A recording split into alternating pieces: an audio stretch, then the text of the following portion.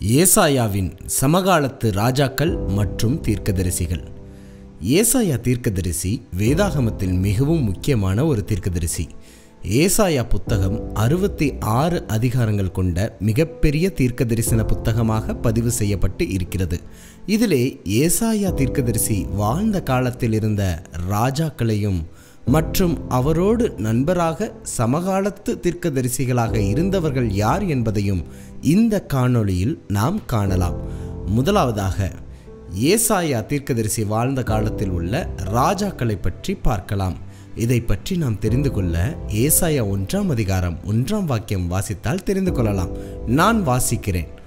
ஆமோஸின் குமாரனாகிய ஏசாயா யூதாவின் ராஜாக்களாகிய உசியா, யோதாம், ஆகாஸ், எசேக்கியா என்பவர்களின் நாட்களில் யூதாவையும் எருசலேமையும் குறித்து கண்ட தரிசனம். இந்த வசனத்தை நாம் பார்க்கும்போது ஏசாயா வாழ்ந்த காலத்தில் யூதாவின் ராஜாக்களாக உசியா, அவருக்கு பின்பு யோதாம், அவருக்கு பின்பு ஆகாஸ், அவருக்கு பின்பு எசேக்கியா என்று 4 ராஜாக்களை ஏசாயா தன் வாழ்வில் சந்தித்திருக்கிறார் என்பதை நம்மால் தெளிவாக புரிந்து கொள்ளலாம்.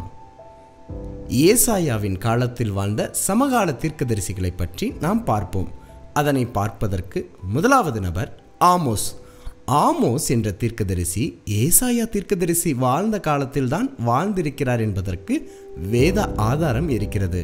அதற்கான வேத வசனத்தையும் நான் வாசிக்கிறேன். ஆமோஸ் 1 அதிகாரம் 1 வாக்கியத்தை நான் வாசிக்கிறேன். தெக்கோவா ஊர் மெய்ப்பருக்குள் இருந்த ஆமோஸ் யூதாவின் ராஜாவாகிய உசியாவின் நாட்களிலும் இஸ்ரவேலின் ராஜாவாகிய யோசுவாவுடைய குமாரனாகிய யெரொபெயாமின் நாட்களிலும் பூமி அதிர்ச்சி உண்டாக 2 வருஷத்துக்கு முன்னே இஸ்ரவேலை குறித்து தரிசனம் கண்டு சொன்ன வார்த்தைகள். இந்த வேத வாக்கியத்தை பார்க்கும்போது யூதாவின் ராஜாவாகிய உசியாவின் நாட்களில் தீர்க்கதரிசியாக இருந்தவர் ஆமோஸ் என்பது தெரிய வருகிறது. இந்த யூதாவின் ராஜாவாகிய உசியாவின் காலத்தில்தான் ஏசாயாவும் தீர்க்கதரிசியாக இருந்திருக்கிறார். அப்படி என்றால் உசியா ராஜாவாக இருந்த காலத்தில் ஆமோஸும் தீர்க்கதரிசியாக இருந்தார், மற்றொரு புறம் ஏசாயாவும் தீர்க்கதரிசியாக இருந்திருக்கிறார். இதன் அடிப்படையில் பார்க்கும்போது ஏசாயாவும் ஆமோஸும் சமகாலத்தில் வாழ்ந்த தீர்க்கதரிசிகள் என்பதை தெளிவாக புரிந்து கொள்ளலாம். இரண்டாவதாக மீகா தீர்க்கதரிசியை பற்றி பார்க்க போகிறோம். இந்த மீகா தீர்க்கதரிசி ஏசாயா தீர்க்கதரிசியின் சமகால தீர்க்கதரிசி தான் என்பதற்கான வேத ஆதாரத்தை நான் கூற விரும்புகிறேன். மீகா 1 அதிகாரம் 1 வாக்கியத்தை நாம் பார்க்கலாம். யோதாம், ஆகாஸ், எசேக்கியா என்னும் யூதா ராஜாக்களுடைய நாட்களில் மொரேசா ஊரானாகிய மீகாவுக்கு உண்டானதும் அவன் சமாரியாவுக்கும் எருசலேமுக்கும் விரோதமாய் தரிசித்ததுமான கர்த்தருடைய வார்த்தை. இந்த வசனத்திலிருந்து யூதாவின் ராஜாக்களாகிய யோதாம், ஆகாஸ், எசேக்கியா என்ற ராஜாக்களின் காலத்தில் மீகா தீர்க்கதரிசியாக வாழ்ந்தார் என்பதை தெரிந்து கொள்ள முடிகிறது. இந்த யோதாம், ஆகாஸ், எசேக்கியா என்ற யூத ராஜாக்களின் காலத்தில்தான் ஏசாயாவும் தீர்க்கதரிசியாக இருந்தார் என்பதை ஏசாயா 1 அதிகாரம் 1 வாக்கியத்தில் வாசித்து நாம் தெரிந்து கொண்டோம். அப்படி இருக்க யோதாம், ஆகாஸ், எசேக்கியா என்னும் யூதா ராஜாக்களுடைய காலத்தில்தான் மீகாவும் தீர்க்கதரிசியாக இருந்திருக்கிறார், ஏசாயாவும் தீர்க்கதரிசியாக இருந்திருக்கிறார்.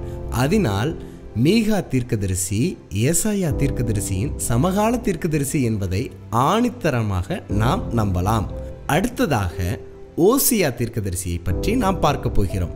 இந்த ஓசியா தீர்க்கதரிசியும் ஏசாயா தீர்க்கதரிசியின் சமகால தீர்க்கதரிசி தான் என்பதற்கான ஆதார வசனம் ஓசியா 1 அதிகாரம் 1 வாக்கியம் வாசித்தால் தெரிந்து கொள்ளலாம். நான் வாசிக்கிறேன். யூதா தேசத்து ராஜாக்களாகிய உசியா, யோதாம், ஆகாஸ், எசேக்கியா என்பவர்களின் நாட்களிலும் யோவாசின் குமாரனாகிய இஸ்ரவேலின் ராஜாவாகிய யெரொபெயாம் என்பவனின் நாட்களிலும் பேயேரின் குமாரனாகிய ஓசியாவுக்கு உண்டான கர்த்தருடைய வசனம். இந்த வசனத்தில் நாம் பார்க்கும்போது யூதா தேசத்து ராஜாக்களாகிய உசியா, யோதாம், ஆகாஸ், எசேக்கியா என்பவர்களின் காலத்தில்தான் ஓசியாவும் தீர்க்கதரிசியாக இருந்திருக்கிறார்.